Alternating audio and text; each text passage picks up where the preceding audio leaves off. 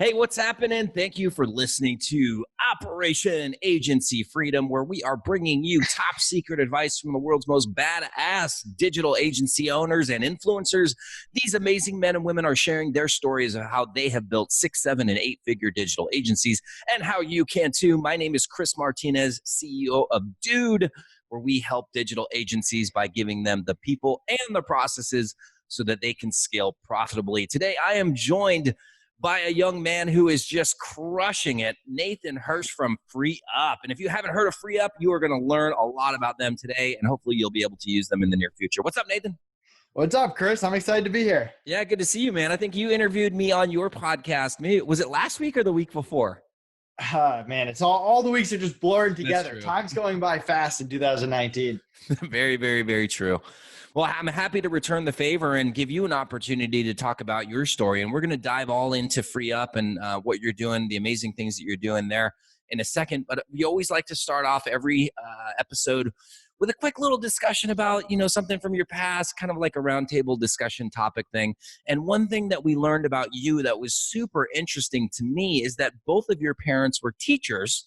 And now, obviously, you're an entrepreneur. And I don't think I've met any other entrepreneurs whose both parents were teachers. A lot of the times it's like one parent was an entrepreneur, and so that was like the influence, or maybe there was a family member or something like that.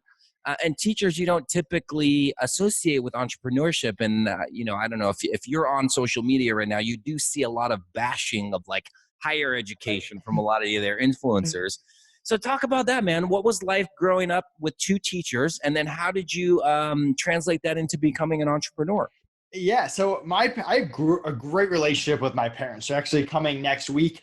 They were the most supportive parents you could ever ask for. As long as I was happy and I didn't show up on their house homeless, like down the line, They supported whatever I was doing. Now, with that said, I always say that I was an awful kid, and I wasn't like getting arrested or doing drugs or anything like that. I mean, that was me. I was handling that for you, so that's good. But I was a rebel. I hated rules. I hated people telling me what to do. So I would try to bend the rules as much as possible. And also when it came to school, anything like business or math or anything that I thought would be useful in life, I would go all out. I would get straight A's, and any subject I just didn't care about, I would put zero effort in, and I would do everything possible to do the bare minimum, which drove my parents absolutely crazy. And we had a lot of good times back and forth pranking each other. So I remember one time I took my report card that I came home and I made a copy of it, and I changed all my grades to like an F and a D. And I like mailed it to myself like it came from the school. And my parents opened it up and they freaked out. They grounded me for the entire summer. They were like going crazy on me, and I let it go forward. And then I gave them like the real report card, which was like A's and B's. And then my dad got back at me. So my dad was a teacher at my high school, which imagine that. It was crazy. Like I had class right next to him. And one day I did get detention here and there. So one day I get called to the office, to the principal's office, and the principal is like, hey, we talked to one of your teachers, and it turns out you're not like attending this class. Like we're going to have to make an example out of you. Like we're suspending you for the next 2 weeks. And I had this big wrestling tournament coming up, and I couldn't participate because I was suspended. And I did skip class a little bit, but I was pretty sure that I didn't do the exact thing that I was being accused of doing. So I went off. This was the principal. And again, I hate authority. I really had no boundaries. Like I didn't really respect teachers back in the day. So I went off. I probably said a bunch of things that I shouldn't have said. And at the end, she hands me a piece of paper and it said, April Fools love dad. It got me. So we had a lot of good back and forth back then, but there was always that rebel element where they wanted me to get good grades. They wanted me to get education. They wanted me to graduate college and get a real job. And that was the exact opposite of what I wanted to do. And once I launched the Amazon business and I paid off my student loans, which kind of amazed my parents. And I decided that, hey, yeah, I have this great degree here, but I'm never going to use it. And I'm going to go become an entrepreneur. They went all in, and they support me even to this day. So, as I mentioned earlier, there is kind of a lot of chatter regarding higher education. Personally, I think that college is an amazing experience, and that you grow a lot personally. And for me, myself, I would not be the person that I am today, nor would I even be in entrepreneurship had I not gone to four-year university. So if you could go back in time, do you think that you would have gone to college? Definitely. I mean, my college was, I don't want to say it's the best 4 years of my life, because I'm super appreciative of the life I have now and I love it. But those were some amazing times. Like, those were an amazing 4 years. And I met lifelong friends, people that I'm friends with today. I learned a lot about myself and living on your own. Now, was it worth all the money that I paid to college? Did I get an ROI on that investment that I made? Maybe, subject to debate, questionable. I don't know. Direct But ROI, who knows? I don't know if I think college was a bit cheaper when I went because I think I'm a little older than you. So a direct ROI right out of school or with the job that I was doing, I don't think that I got a really good ROI. But I think long term, what I've been able to accomplish now, I think it's like 100x what I paid. I mean, I would have paid a lot more for what I spent on college, given that now I have this the life that I have today.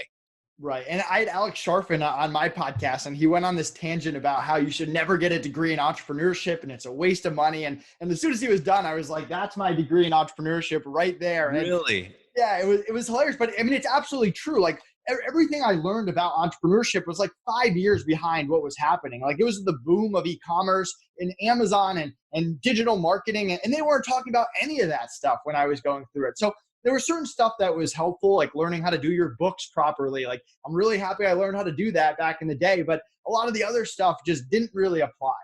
Yeah. What do you think is the big thing from an education standpoint that your parents taught you, or that you've carried with you as an entrepreneur? What would you say is the one big thing that your parents taught you, them being educators? So this is where my parents did it right. This is the one thing that I hope to copy and be more like them. They wanted me to try as many different things as possible to see what I liked and what I didn't like. They made me play the cello, which I absolutely hated. They forced me to do it. And they made me play different sports, soccer, wrestling, baseball, cross country, until I found what I wanted. They had me take lots of different subjects and all these different electives. So from that, because I got to experience a lot, I learned what I liked and what I didn't like. Now, would I have liked to have dropped the cello probably years before they actually let me do it?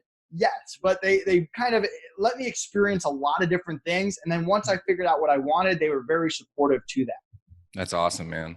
All right, well, let's transition into Freeeup. And, in some ways, I guess you could consider what you do at Freeeup and what we do at Dude, we could potentially be considered competitors. I personally don't see it like that. I mean, we are both trying to help people with staffing, essentially.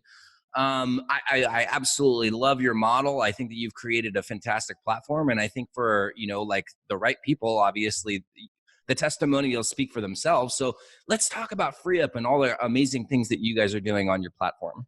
Yeah, and it's funny, when I had my Amazon business, I looked at everyone as competition. I didn't want to teach anyone how to do Amazon, and I got in years before, like the Amazing Selling Machine and all the different courses out there. And if I had just had a different mentality back in the day, I could have done all of that. I knew Amazon better than anyone at the time. So my limiting belief that everyone was competition really held me back, and it was a rookie entrepreneurial mistake.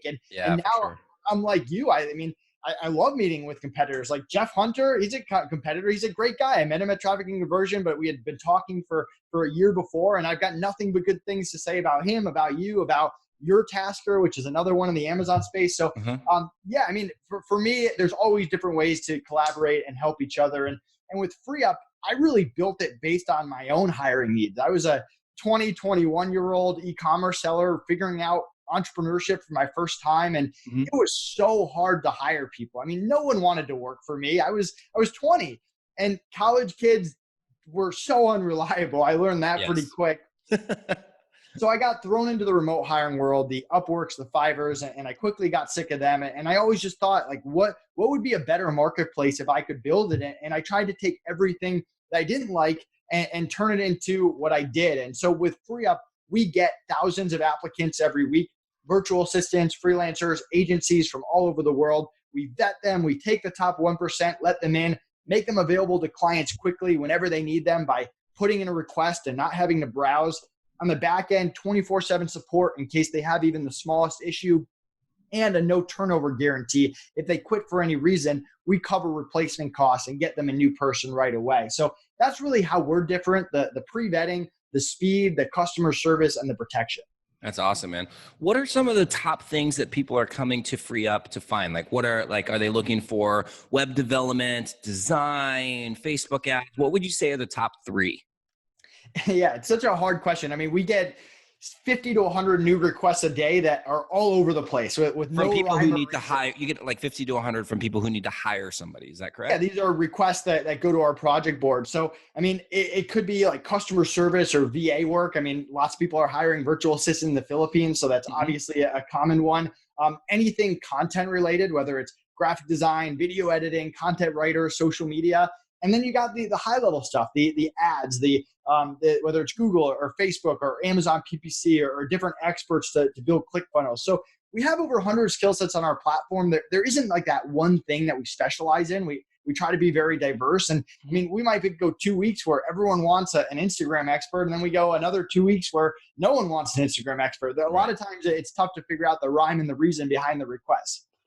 Interesting. Okay, so you talked about the vetting process and how you hire people. How are people finding you? Like, how are people coming to your platform? And then I definitely want to get into that vetting process, because I think even if you're hiring anybody, you can always learn from somebody like Nathan, who's basically hired probably hundreds, if not thousands, of people, right?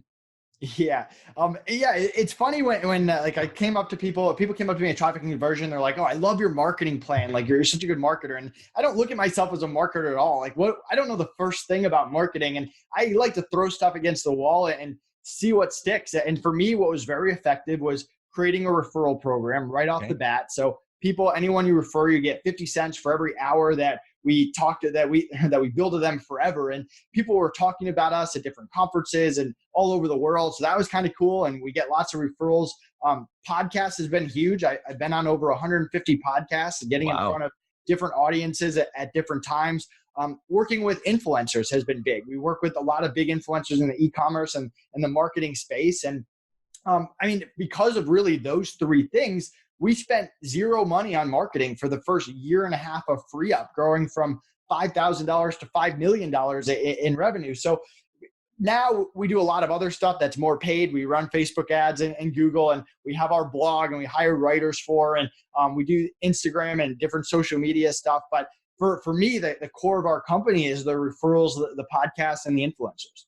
That's awesome, man. Okay, so getting back to the vetting process, what is it that you guys are doing? You know, because all of our staff work in-house. We were kind of talking about this, I think a couple of weeks ago. All of our staff are in-house, so I'm huge on company culture. All of your staff are remote. So talk about that hiring process and what you guys do to make sure that you're bringing on the best and the brightest. Yeah, and I think this is where you and I are different, which is totally fine. I mean, I opened up an office 5 years ago, and I always say that was the worst business decision I ever made. I added overhead to a business that didn't need overhead. I took all these remote people and made them come into work for a 9 to 5, and they were all miserable. And I created a 9 to 5 job for myself, I felt like. So I got rid of that, and hopefully I never go back. But for us, we look for three things: skill, attitude, and communication. And I learned a long time ago that when you just hire people for skill, a lot of times 3 months later, it just blows up in your face, and you're wondering, how is this person who's so talented with so much experience just not a good fit for my business? And we realized that we were missing the trifecta. So skill, we don't need people to be a 10 out of 10. You could be a 5 out of 10. You could be a 3 out of 10, as long as you're honest about what you can and cannot do, and you're priced accordingly. So but we put people through skill tests. If they're a graphic designer, we look at their portfolio. If they're an Amazon expert, we have Amazon questions. So skill is different for depending on what the person is claiming their skill is, but attitude and communication is the same regardless. So for attitude, we look for people who are passionate about what they do. I mean, I'm sure you hate bookkeeping. I hate bookkeeping. Most entrepreneurs hate bookkeeping. If I hire a bookkeeper, they need to love being a bookkeeper as much as I love being an entrepreneur. Those are the type of people I want to surround myself with. People that don't get aggressive, when something doesn't go their way, people that can take feedback without taking it personally. So we do one-on-one interviews for attitude. And then we have 15 pages of communication best practices that I actually wrote myself when I was stuck in an airport overnight based on my own bad communication experiences. Because at the end of the day, it doesn't matter what their skill and their attitude are. If you can't communicate with me at a very high level, it's not going to be a good experience. So stuff like responding within a business day at all times, and how to get on the same page with a client in scope, and be able to handle emergencies the proper way. So for us, we test them on that. And once they get on our platform, we hold them to those expectations. If they're taking on projects they can't do at a high level, we're not a place to experiment with our clients. If they're showing signs of a bad attitude, if they're not communicating or disappearing, or my team has to chase them, we're very quick to remove them from our platform. So that's how we vet people. And are most of your staff, are they in the Philippines, or are they in the States, or do you like have different countries where you have the majority of your staff? Yeah, you say staff. I like to call them people. Virtual assistants. Virtual CVAs, okay, yeah. And agencies. And so, yeah, we're about 40% US, 40% Philippines, and 20% scattered. Do you find that there are cultural differences that make it, or that create, I don't know if challenges are the best word, but we'll just say challenges when hiring people from different parts of the world? Absolutely. I mean, I've done a 180, a 360 way in my communication style since I started hiring people from the Philippines. And Chicky Ann, who's worked with me for 8+ years, I'm the godfather of one of her kids. She's one of my top VAs. She runs our freelancer success team. Back in the day, she was the only one that was sticking around. Everyone else was quitting on me. And I asked her, I said, what's going on? Why can't I keep these Filipinos around? And she was brutally honest with me. She told me that my communication style was harsh, and it didn't relate to people outside of the US. I'm a very direct and passionate person, and I tend to not have really any emotional element when I'm talking business. And I had to change that. I had to send more emojis and restructure my emails so they came across a different way, and really be more clear on exactly what I wanted. And from that, I've been able to build great relationships and hire people. And I think that's where a lot of people go wrong. I mean, there's so many things you can't control, right? From them losing power to personal issues to human mistakes. But there's a lot that you can control, and you got to focus on that. And that's how you set expectations, how you communicate with people, how you treat people, and building that culture that you were talking about. Awesome, man. So, our audience are mainly agency owners. So what would you say are some of the biggest challenges that your agency owners are facing who use Freeeup, I should say, and how you guys are able to solve those problems? So for me, the average agency, this is where they mess up. They land a new client, and then they're left scrambling trying to find people, somebody to do it. That work. Absolutely. Yeah, you know what I'm talking about. A much better approach, and what I've been preaching for a while, and what a lot of agencies do on the Freeeup platform, is build a Rolodex of reliable people that you can go to. 2 or 3 graphic designers, 2 or 3 ClickFunnels people, 2 or 3 writers. And you never know. I mean, you might land 4 clients tomorrow, and you have consistent work for all those people. And other times you might go to them for different projects here and there, or say, hey, which one of you is available first? So for me, it's about being more proactive, getting people on your Freeeup account. Even if you build that relationship and let them know, hey, it's going to be more on call. That way you're not left scrambling every time your workload increases, because hopefully if you're doing things right and scaling, that's going to be a constant problem, and you have to have people to fill those needs. Yeah, absolutely. I mean, we talk about that all the time. And at least for now, AI has not taken over our industry, and you do need human beings to fulfill a lot of these projects. Right. So you were talking about the ebbs and flows of the agency world. And so on your platform, you said create a Rolodex, and you can basically have these people jump in whenever you have a project. What happens though if let's say you have 3 designers, what happens if all 3 are busy? How do they then, how does an agency then get that work done? Do they have to go look for another person, or what's the solution for that issue? I mean, there's no perfect solution to that. It's kind of like one of those things. Okay, if you hire someone part-time with the expectation that you might increase their hours later, there's always a chance that you go to increase their hours and they're filled with other clients. And it's part of the risk you take if you go about that way. If you don't want to take that risk, your option is you keep them on retainer, you buy those hours up front, and even if you don't have the work, or you find work for them. So there's no perfect solution that you're just always going to have people on call. But ideally, like I have 3 graphic designers, and I go in with the expectation that I know they have other clients. I know that I'm one of their many clients. And when a project comes up, I go to them and I see who's available and I find out what their due date is. And then I assign the project. And 9 times out of 10, it works flawlessly. And if there was ever a big project that came up that I need another person, then that's a good problem to have. It means I'm growing and I can add on that 4th person if needed. So it's constantly building, it's constantly evolving. Again, focusing on the things you can control. You can't control if those 3 graphic designers go land some amazing rock star client and they're too busy for you, but you can take the reasonable approach of continuing to build your Rolodex with people. And yes, every once in a while you'll have to get more people, but you'll at least have a backbone of people that you can go to. Awesome, man. All right. Well, let's switch gears a little bit. So as you've grown this platform from 0 to, you said, doing 5 million a year in revenue, which is freaking amazing. We did 9 million last year. Wow. That's incredible. Okay. So 0 to 9 million, you've certainly encountered many, many challenges along the way, probably on a daily basis, like what I go through. Or no, I should reframe that. What I get the opportunity to solve. So what are some of the biggest challenges that you've faced, and how have you kept yourself motivated when sometimes you feel like the world is caving in on you? Yeah. So the most frustrating thing for me since the beginning has been our software. And I mean, I'm not a developer. I personally don't work well with developers. I have that business mentality. And I think one of the best things we ever did was I put Connor, my business partner, in charge of the developers, where I don't talk to any of them. I just talk to Connor with what I need. He handles and manages it. But back in the day, I mean, in year 1, year 2, we didn't look at us as a software company. That just wasn't my mentality at all. The software was just a small part of the business. And what ended up happening was our customer service was awesome. The freelancers on the platform were awesome. We were getting clients and influencers and everything was going great. But then when people would log into our software, they would be like, wow, this sucks. This looks like you're from 1998. So right. For me, changing that mentality and looking at us as a software company first has been huge. And we reinvest in our software. We actually just launched an amazing new UI update, which modernized the entire thing. This happened like 3 weeks ago, and we're still adding a lot of features right now. And we worked on that for 6 months. So the past 6 months, they were stressful.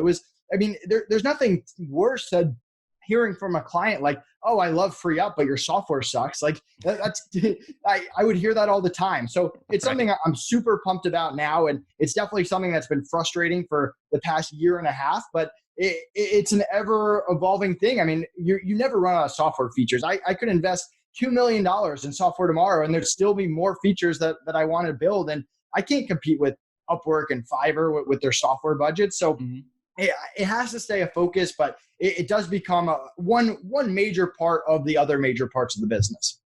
So second part of that question is, how do you cope with the stress and the sometimes fear of all these issues? As an entrepreneur, you're constantly facing and overcoming challenges. What is like one of the things that you do to keep yourself moving forward? Yeah, so I tend to be that high energy person who gets stressed pretty easily, although I feel like stress brings the best out of me because I'm a good problem solver. I work good when the situations are high intensity. When it's game time and, fourth quarter championship game. Yep, exactly. And my business partner could not be more opposite. He is calm, cool, and collective at all times. I mean, having him is the best part of it, because when I'm up here and I'm freaking out and, oh my God, we need these software updates now, he'll take a step back and calmly look at the problem from a different perspective. And then that'll help me relax and focus more on the big picture. And I'm much more of a short-term thinker too. Like, what can we get done today and this week? And he's much more focused on next month and next quarter. So we kind of complement each other. And that's been a huge resource for me. I feel like sometimes you might act as my psychologist, so to speak, just because when I'm in like crazy, everything's breaking loose mode, I can go to him and I lead that meeting and I'm ready for another 2 weeks before I have to do that again. Awesome, man.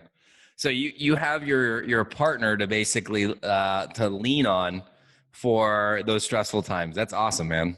Definitely. Cool. Well, we're almost out of time. So, first of all, I want to say thank you so much for joining us on the show today. Thanks What is for the having me. best way for people to reach out to you? The website is Freeup with 3 E's and then up.com, correct?